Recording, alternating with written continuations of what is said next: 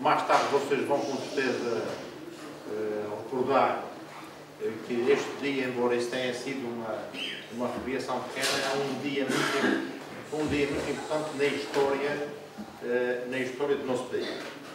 Nós, há cerca de 100 anos atrás, portanto amanhã é o dia 5 de outubro, como sabem, nós há 100 anos atrás ainda tínhamos a figura do rei e de um conjunto de direitos que estavam adjacentes à monarquia. E então foi a 5 de outubro que houve essa passagem, e vocês devem ter estudado disso, e vocês viram aqui alguma dessas alterações que se deram no país. Não foram alterações só de circunstância, mas também foram alterações profundas. Não desapareceu só a figura do rei, como vocês também já viram, há muitos países que têm uma democracia e que continuam a ter o rei, a Espanha, por exemplo, a Dinamarca, a Suécia, a Bélgica, são tudo países que neste momento também têm os seus reis, mas também têm os seus regimes democráticos. E o que acho que há a reter destas comemorações é que aqueles que defendiam a República acreditavam num Portugal melhor, sem grupos sociais que estivessem tão desnivelados. Havia sempre alguns grupos, nomeadamente os grupos mais ligados à nobreza ou à aristocracia, que possuíam condições económicas que outros grupos, como fosse o caso da população em geral, não tinham. E então o Partido Republicano acreditava que, instituindo a República em Portugal, nós tivéssemos um país diferente e onde houvesse um maior sentido de igualdade entre os grupos sociais. De maneira que há alterações que convém vocês saberem, algumas grandes, outras mais pequenas, que influenciaram muito o nosso país há 100 anos. Desde já, a bandeira que vocês têm aqui na televisão, é uma bandeira de cores diferentes daquela que existia antes, que vocês têm aqui, as cores, e que vocês também têm aqui, veem aqui no Salão da Câmara, que ainda mantém a coroa, que significa a existência da monarquia. Portanto, as cores do nosso país, desde a fundação da nacionalidade, sempre foram o azul e o branco. E as cores da nossa bandeira atual são o verde e o vermelho.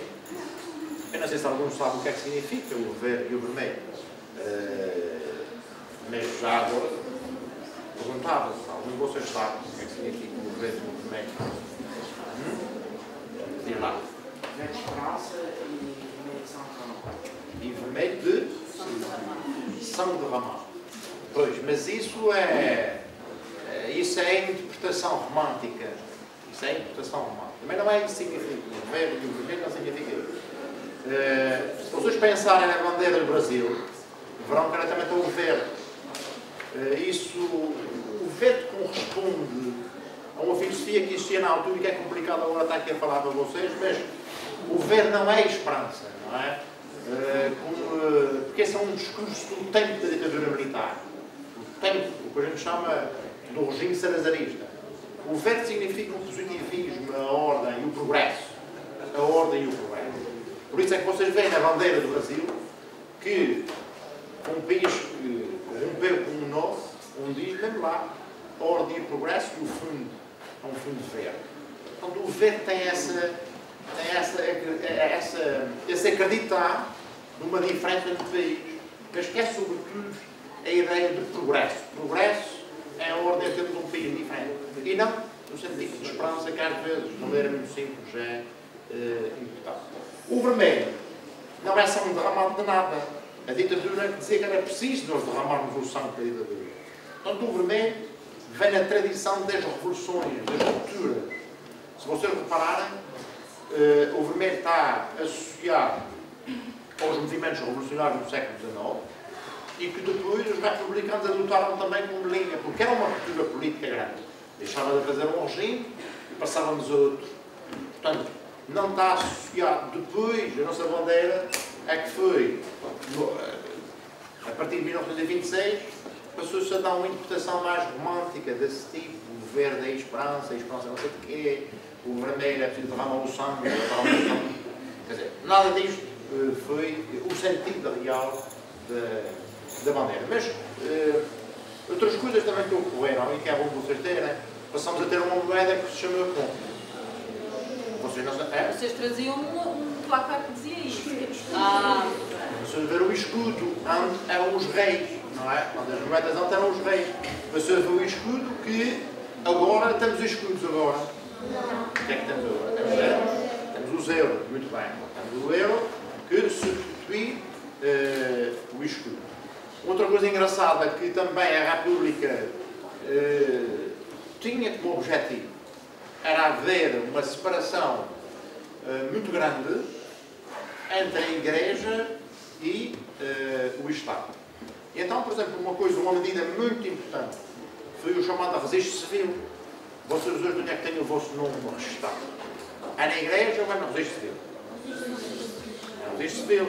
Então, de maneira que antes da República, o assento dos nascimentos e o assento dos óbitos, quando morriam, eram os párocos que faziam.